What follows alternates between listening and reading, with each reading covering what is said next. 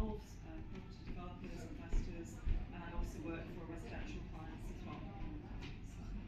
I'm going to look at a few different areas. These are the different categories I'll look at with a few statistics thrown in. I am going to hurry up, so now everyone's really hungry now. So quick introduction.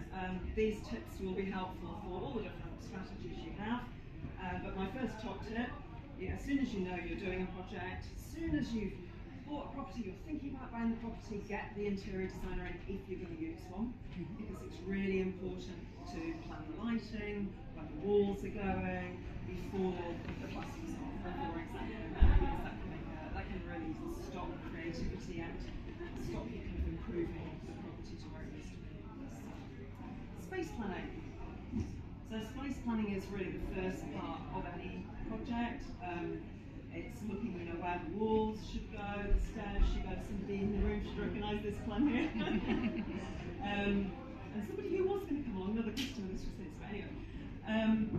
So it's defining what goes where in terms of the structure of the property, the walls, the walls, and then looking at furnishings and what the spaces are between the furnishings, and will everything work.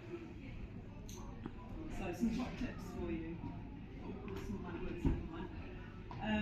So the first one, maximising usable space. So making the most of what you've got, looking at open plan living areas, efficient layouts that work well, and lots of built-in storage solutions is key when you're trying to rent a property or even sell it. People look for storage as a real turn. There's no space to put a freestanding wardrobe or a cupboard and some built-ins. It's also the time to remove any awkward shapes while you can. If you're going back to brick, if you've got the luxury of really starting again, then being able to configure good spaces is really important. And then also we're going to measure the gaps between the furnishings. So there's certain gangway widths that are comfortable for people to turn around. And then if you're looking at wheelchair accessibility, which we'll talk about later, you've then got a huge turn circle to consider. So a few things to think about. Being flexible is really important when you're space planning. So if you're doing an HMO or even a buy to rent, then you really need to think of those multi-purpose spaces. Can a third bedroom easily be converted into an office? You could include a fold-down desk and make the property more appealing for sale, for rent. And then natural light sometimes gets missed, and walls can be put up in the wrong places, so you're minimising light into the internal spaces. And then you've got to rely an awful lot on artificial light, but it's better and healthier to have some natural light coming into each space if possible, maybe not bathrooms. Okay. So this was a stat that I found that this is specifically for HMO developers, owners. Young professionals are looking for an awful lot more. So if we look at the space planning bits here, looking at ensuite bathrooms, larger rooms, okay, so some top tips to cover those bits that your HMO tenants are looking for. So adding en-suites in as many rooms as possible, obviously, is obvious. Sometimes the rooms are small and you haven't got the opportunity to reconfigure the spaces, but there are really compact bathroom pods that you can use. There are some that are only 800 by 800 and you can squeeze in, as you can see, the shower, in this particular case this is particularly compact, but you can get the shower kind of coming down over the toilet and the sink, but it's all enclosed, so it's waterproof. So there are always ways to squeeze in facilities. And then they were talking about, that stat before, about good communal spaces and high quality. So really just adding a few finishing touches like nice door handles and some nice picture frames if you're furnishing as well, obviously for HMO in the communal area. So just elevating the look a little bit can definitely help, and making sure there's enough seats for the spaces that you're selling.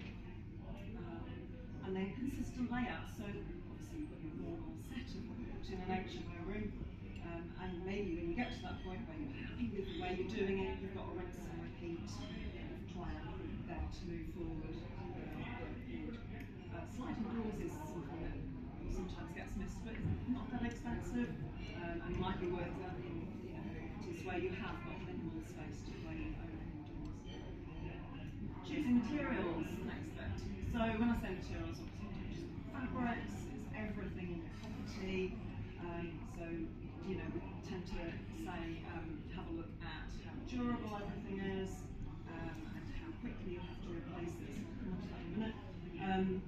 Interior designers have a little bit of a sneak peek, trade only kind of first glimpse into new products, new materials, which can be handy, and then that information can be passed on, sometimes in ways that can save you money or can solve a problem like acoustics. You might need a new product, new solution for a particular ceiling that's echoing, so that kind of information is easy from getting from a professional.